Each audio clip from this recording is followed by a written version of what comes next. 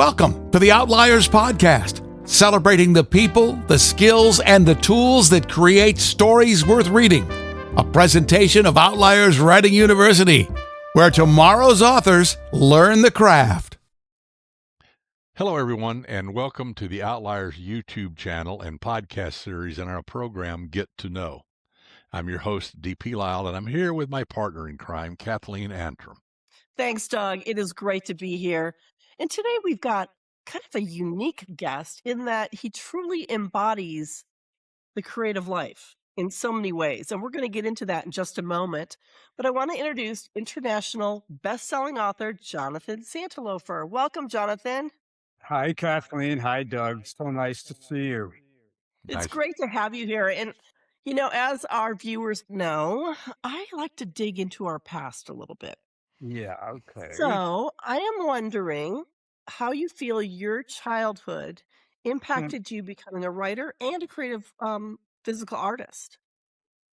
Yeah. I mean, it's funny because I've been thinking about that myself lately, and because I've been writing these little stories, kind of memoir stories about my father, who was larger than life guy, a tough boy from Queens who worked his way, very poor, worked his way, paid his way through college, worked in the garment industry, ended up opening this boutique dress manufacturing company, had a lot of celebrity clients. Anyway, so it's been made me think, and I worked for him. To give you an idea of what though he was like, his employees called him Little Napoleon. Now, I always thought that was why did they need the little? Why do you need the little? Everyone knows Napoleon's little. But my father was like a bull, small but like a little bit terrifying. But it was like amazing for me. Like I was 12, 13, and 14, and I'd work for him in the summers, and I'd go around the streets of New York I was a gopher. I'd get tea and coffee for everyone. The seamstresses would send me out for sequins and feathers, and the in-house models would ask me to get them lunch. Believe me, I would have done anything for them. Um, and it was just kind of like this wildly, both very tough and glamorous education. I was born in the city in New York, in Manhattan, and then my parents moved out to Long Island to give my sister and myself a better life, which I didn't much like. Not that it's just that I was used to being a city kid and, you know, running around. And then on Long Island, you had to be driven everywhere. I would say, in terms of that, my grandfather was my mother's father, but probably my biggest influence. I adored him, and he was this great, great storyteller. Told crazy stories filled with murder and mayhem, but they were very human. They were also, and I remember all my aunts and uncles listening in and being like, "Sam, stop, be quiet." And we would get all I had a ton of cousins, and we would gather around him. No, no, no, Grandpa, tell us more. And they stuck with me because they were funny, scary, but there was always some sort of moral code inside them. I th- and that's something that I think science fiction is often about that. Mhm. That idea of, I don't know, to put it very simple, good and evil, and what things Mhm. come out to. So, and I thought about it a lot, particularly in the new novel that I have coming out. So my childhood, though, I was about to now contradict it all and say my childhood was very ordinary, but maybe it was, maybe not. I mean, I was 12 years old, and one of my father's celebrity clients, a woman by the name of Marilyn Monroe, came to my campus. So how ordinary was that? And she died like a month later. So, Wow. and she was a young woman, and boy, she spent a few hours there. You can just imagine this, trying on dresses. I'm a little boy, it comes ruffles my hair, asks me what I want to be when I grow up. Oh man, I was in love. I was so was my father. You and every other 12 and 13-year-old boy. Yeah, it was- Or 17 or 20 year Yeah, old. yeah. that's true. Anyway, 35. Exactly. but the rest of my life and growing up, it's very, like I think a lot of people's, I did live inside my head a lot. Plus, Kathleen, uh, that I was an artist, and I'm still very much an artist in ways. And I was always drawing. It was a gift I had. I was a terrible student, I should say, because I was a dreamer, and I was always looking out the window inside my head, drawing in my loose leaf. Boy, But that sounds familiar. you too, Doug? Oh, I looked out the window all the time. The teachers say, "Pay attention." I said, "I hear what you're saying." And Well, I wanted to say I'm just not interested, but ah, or you've already said it before. You don't have to say it. That kind of thing. Yeah. yeah. I mean, I think for a lot of creative people, regular school is hard. It's just not uh, the way you're seeing the world, or something, or the way when I grew up. Anyhow, my life changed for me when I went to art school, and I was with a bunch of people who were like me, who all were slightly on the outside or had been. You Um, were an outlier. Yeah. yeah, I guess that's really true, Yeah. Kathleen, yeah. Well, how Um, did you move from artwork over to the written word? I mean, Yeah. what was that transition? When did you make that decision, and how did you stumble into this world? well, it was a stumble and a fall, crash. I don't know if you'd agree with me, but so much of life, I think, you have this plan or this idea, and then life comes along, and sideswipes you, right? Right. So I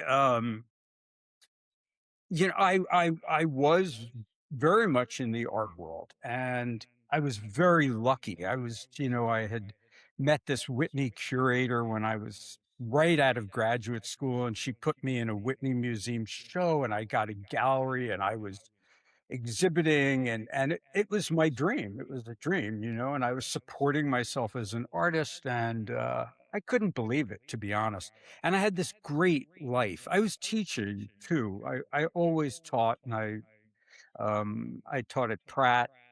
Interestingly, I went to Pratt, where I got my graduate painting degree, and then I ended up teaching at Pratt, drawing and painting, and then I ended up teaching writing at Pratt in the writing program. So how did that happen? It happened because I had a retrospective exhibition that my gallery in New York and a gallery where I was having a show in California put together. And it went to this little museum in Chicago. And it was 10 years of my work that they had collected from collectors and museums. And they took my newest 6 paintings that I had just finished. And the show opened on a Friday night, and the building burned down the next day, burned down to the ground. I can say it without much emotion nowadays because things happen. Plus, it was 25 years ago, and at the time it was pretty traumatic. Um, Oh, yeah. but you learn in life it was just opposite. Nobody died. Uh, Mhm. And I remember inadvertently really insulting another artist because I was interviewed and by a reporter about the fire, and he said, "Well, this other artist in the same building, same space, said it was as if she'd lost her children." And I said, "Well, she obviously doesn't have children."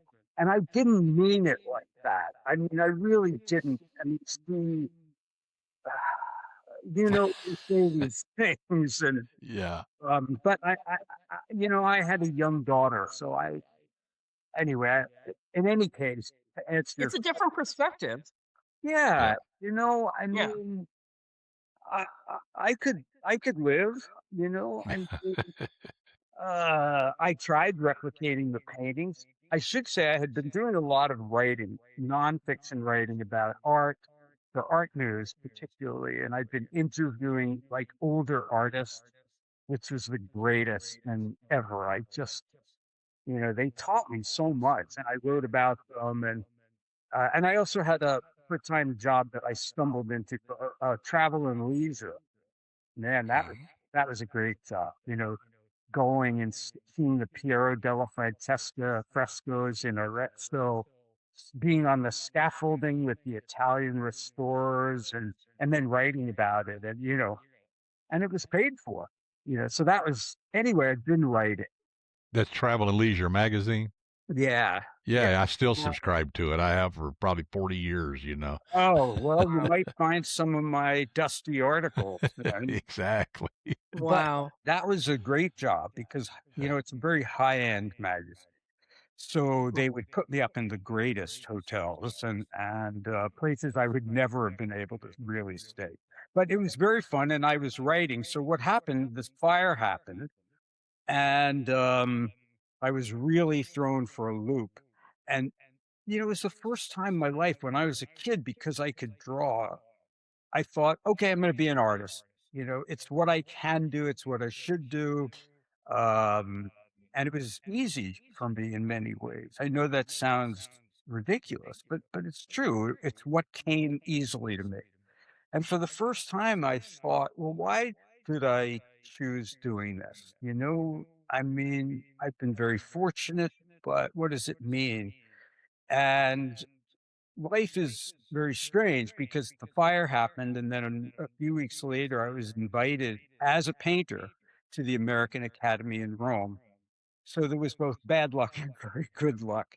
And so in September, my wife and my 7-year-old daughter, 6-year-old daughter, 7-year-old daughter moved to Rome. Another hardship, you know. Um, Rome was beautiful. But while I was there and I was invited as painter, I just couldn't paint. I was filled with doubt, first time about my work and what I should be doing. And I started, I mean, I did draw every day. I'd go to different churches, which I loved, and I'd just make drawings of things in the churches. But I would come back to my studio and I started a novel. And I worked on that novel the whole time we lived in Rome. Um, Came back to New York. I had about, let's say, 250 pages, and I read them. And it was about, get ready, it was about a mid-career artist who'd lost all his work, who was depressed, who was, you know, and I'm I thought, shocked.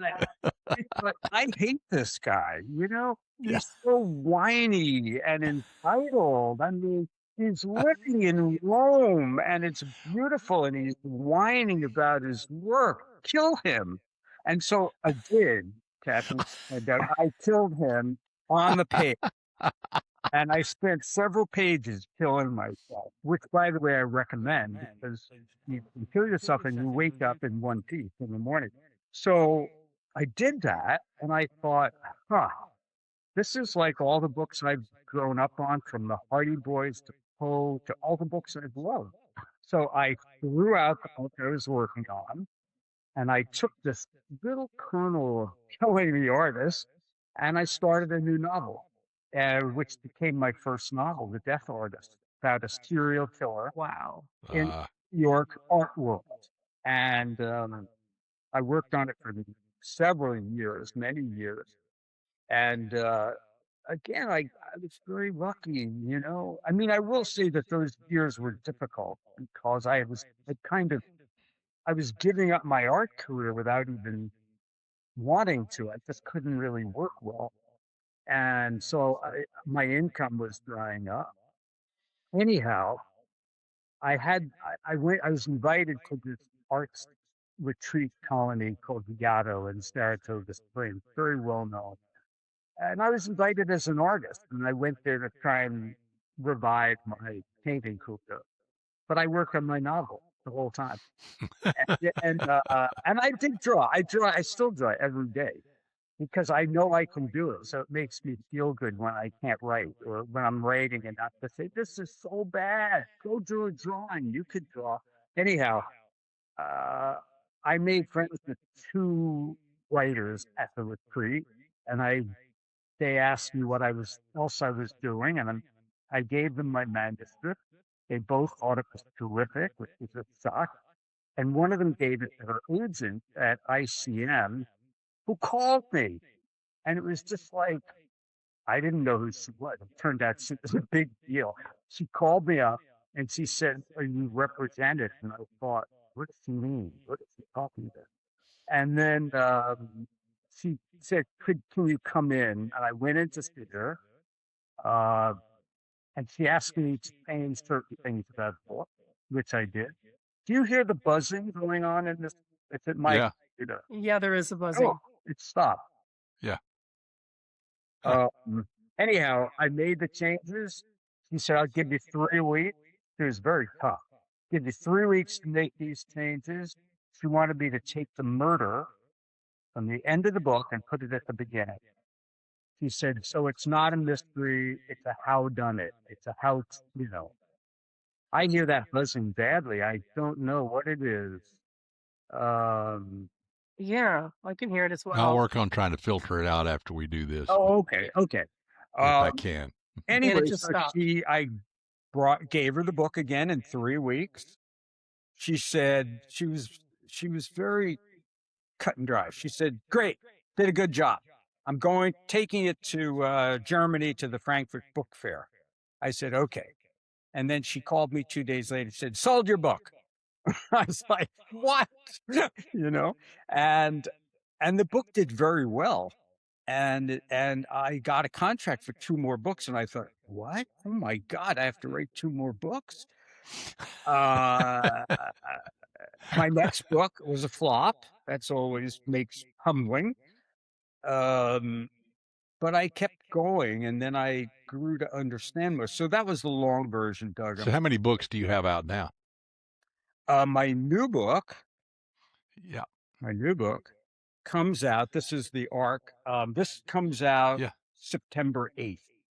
So this is my 8th novel, and it's my 9th book because I also wrote a nonfiction memoir at one point. So so I've for me it feels, I have friends, like I had dinner on my roof with my good friend Megan Abbott last night, and we were talking. I love I don't know how Megan. many books Megan has, but she has a lot. And we were talking about, she has a book coming out not next summer. And then I have this beautiful roof on my loft building because we're in the flower market. It's all trees and it's just great. It's a great escape. And so I had been there a few nights earlier with my other writing friend. I'm sure you know, S.J. Roseanne. Oh, yeah. I think S.J. has about 100 books and has won Edgars. And so, sometimes I feel like I'm a slacker when I'm with some of these people. But I work hard, and I'm sort of slow, in some ways. I don't know about you. Well, so you've got this book done, and it's coming out in September. Are you already at work on the next one? Oh yeah. I had been working. I had these 2 books, The Last Mona Lisa and The Lost Mango, which are historical thrillers. And I had an idea for the 3rd book, and those 2 books were successful. Thank you. And they wanted a 3rd. So that's the book I'm working on now. That's the book I'm going to research in London. And I'm going to London to research the street mafia, these old gangs that sort of control all the crime in London. And I was doing the research at some of it online at home, and I was talking with my daughter, and she was like, I hope you change those guys' names so that they don't come and kill me. And I said, wait a minute, why are they going to kill you? I think they're going to kill me. But anyhow, yes. So that's why I'm going there, Cool. That's so cool. Well, tell us about your latest, the book that's now gonna be released next month. Or September, excuse me. Yeah, don't push it, Kathleen. I'm already nervous. It's like, you know, last night Megan and I were talking about that, like how the struggle of writing a book while you're doing it is often very painful or difficult, but it's great. It's great. I love it. It's you're in this world, but then when it comes out to the public, publishing's a whole different thing than writing. Um, Mhm. it's public, um, and it's hard. It's hard. You write your book almost exclusively in private, and then suddenly it's out in the world. And of course, you want it to be out in the world and you want people to read it and you hope they're going to like it. But it's difficult. Anyway, this book, I'll show you the cover again because I love the cover. I Oh, think yeah. Well, that's a really, beautiful it's cover. beautiful, right? I'll show you something else because I do get to sometimes, I don't know how this will read, but Ah, I've Oh, illustrated the book. So cool. I wanted there are 5 sections. I wanted them to look like old ancient not ancient, but sort of medieval manuscript pages. So I made the same border. I'll show you another one. And, wow. Yeah. That's so beautiful. thank you. And that's a sketch. well, it's painted in gouache. So gouache is opaque watercolor. Uh, Wow. so this book, it's my first whodunit. I mean, my other books are thrillers, and the last 2 were historical thrillers. Um, so this one, I had this idea in my head that I'd never written a whodunit, and I grew up on whodunits. So I also believed you'll find this humorous, that it would be easy and like a break from the heavy research and work of and I was insane. It's so hard. First of all, I have 10 characters. So, That's a lot. yeah, I mean, I don't know what I was thinking. I had a chart on the wall in front of me, which I eventually didn't need, but it had every character, Mhm. and I had even sketched what I thought they might look like, and it had their name and their age and little description and something about them. And I was always adding to it and changing it because I would get confused. And you know, whenever you're writing any characters, you need to think of, well, what are the distinguishing characteristics? How is the reader going to just know one from the other? So when you have 10, it's really tough. Luckily, I kill some. So It's the necessary. Yeah. Yeah. the number drops. Yeah. Yeah. Um, But it but is like herding cats. oh my God, They yes. all want to go in a different direction and they're telling, no, I don't want to do that. Yeah. But that's also kind of a great thing, that Yes. you have your characters and you think they're going to do this. And Yep. they're like, nope, I'm not doing that for you. Yep. I'm going Yep. Yep. over here. And, you're writing something and you think it's all about this. And then there's a shift or you discover something in your writing and it pulls you into this direction. And you have to decide at a certain point, well, do I want to move in that direction or Hmm. but I tend to follow the story and then I edit heavily. But anyhow, so I wanted it to feel like a simple who done it, 10 characters. I took some real classic old fashioned tropes. They are invited to a memorial, a destination memorial for a very famous artist who has died.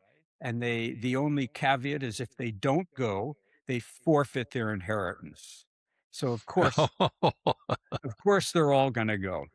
Yeah. And so the first part of the book is how you get to know each one. It was my way of being able to introduce every character to the reader because they're en route to the memorial.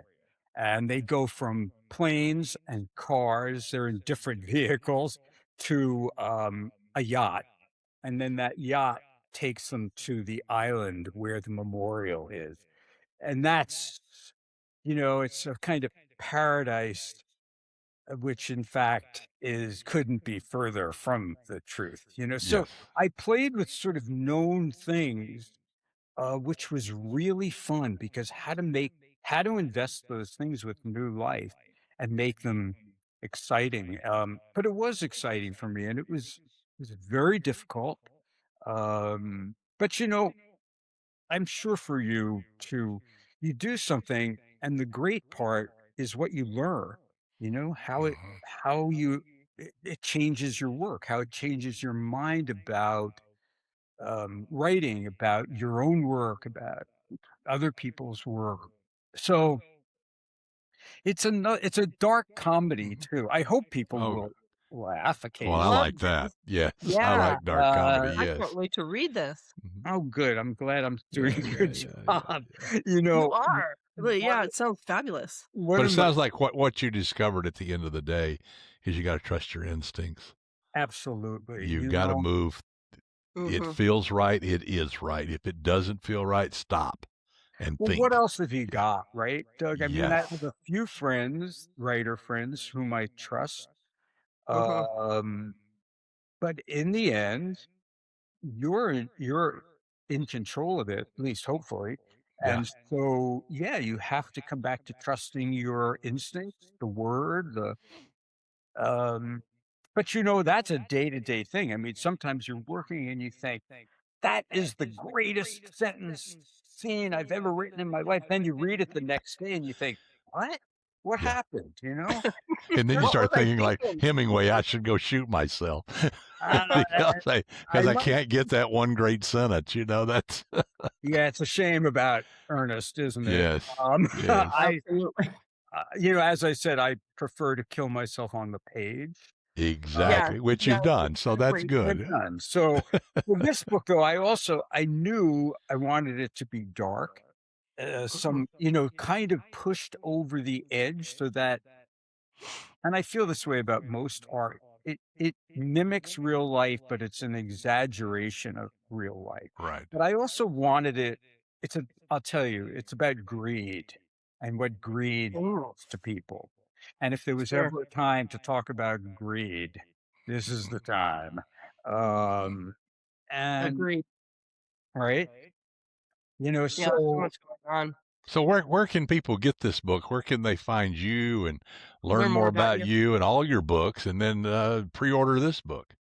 I think you can pre-order it almost everywhere. I mean, my publisher, who's published my last three books, I had been with Penguin, and then I moved to Source Books, who I love. Mm, But you do know probably that Penguin Random House bought 48% of Source Books, Yeah. so it's kind of related. But so I think the book will be hopefully everywhere.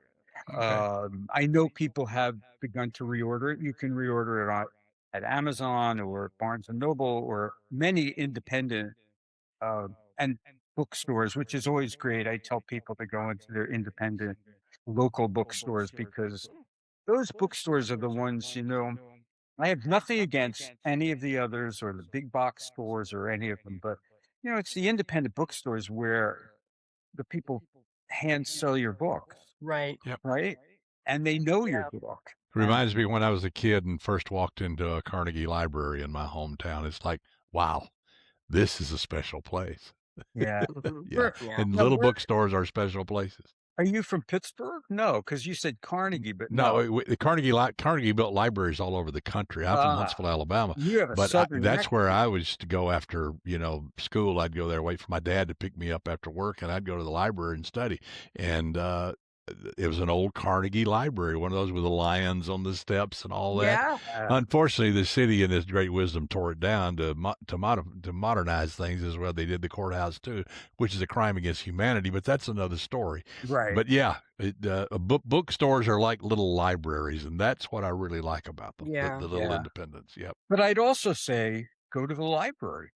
Yeah. Oh, You yeah. know, I Absolutely. mean, Mhm. libraries have been really not only good to me as an author, but like you, I spent a lot of time in libraries. Hmm. Um, And my first book got a lot of attention from libraries and library journal and really helped my book a lot. And I love Sure. librarians. I mean, I basically married a librarian. And so, yeah, I think I still go to the library all the time. You know, I think that they're wonderful places. So, Yep. yeah, Absolutely. my book comes And out. Yes, I'm sorry. and I just wanted you to go ahead and tell our viewers about your website. I'm sure you have a website. I do, but it's just my name. If they go to www. And I have a difficult name, JonathanSantlofer.com. But my website, I had it revamped for my last book and I've been miserable about it. Hope the web person's not watching. And I want to have it done again. Um, I would say it's just as easy to Google me and you'll find Right. information about me. Yeah. That's fantastic. you know and and um people can, in my books, they have all my social media stuff, and people write to me all the time, Yeah. message me, email me. I answer almost everyone, because unless the person says something horrible, but Yeah. anyone who's nice and asks a legitimate question, I always answer them. I love Sure. that. Yep. Yeah, because that's Well, I'm true. so excited that your book's coming out. Can't wait to read it. Thank you. And it's just been fantastic to have you on. It was kind of Oh, fortuitous you that we froze. saw each Did other I on the lose you? sidewalk, quite frankly. We were sitting. Hello, And you froze there a minute, Kathleen. You're back. You- So I missed your last couple of sentences. I'm sorry, say that I again. said I missed your last couple of sentences because you froze. Oh, did I? Well, Yeah. I just was saying it was fortuitous that we met on the sidewalk outside the Sourcebook's Uh, party. How And so amazing great is to have that? you on, and we will absolutely have to have you back. Yep. And can't wait for the book to come out. That's September 28th again. Is that correct? September 8th, which is a September sort of 8th. weird time, Correction, week September after 8th. Labor Day. Yes. So, So yeah, please go online and pre-order Jonathan's book. That will help him out greatly. And I've read a lot of his work, and you're not going to want to miss this one. So thank you. absolutely. So kind of you. Thank you. Well, Generous. Jonathan, thank you so much for being here. It's just been an absolute pleasure, and we will have you back. And until then, keep at it. Keep Uh, at it. What else you going to do, right? Exactly. And I could listen to your mellifluous accent and voice all day. Just come and sit in the corner. Oh, I don't know. I have to listen to it a lot. She has I'm not- listened to it a lot. She has a But different are you take on it. tired of it? Because I'm thinking, how can I get Doug to sit in the corner of my studio and just talk and listen to that, He'd be a great narrator. I keep telling you. He would be Narrate. a great narrator for Yeah. all those great Southern writers. Yeah, Yes. well, I narrated a couple of my books, and I'm going to tell you, it is painful and Oh, I laborious. know. It's just so time consuming. Yeah. It's like, I- shoot me, I I can't know. do this. I did it once. I never Yeah, did. yeah, I did it twice. I'm a slow learner. Yeah. Well, we all are in some ways. Anyway, Well, yeah. again, thanks for being here, and to all our listeners and viewers out there, this has been Get to Know on the Outliers YouTube channel and podcast series, and we will be back with more shows and more interviews and more fun. And until then, keep reading, keep writing, keep having fun, and of course, try not to get caught.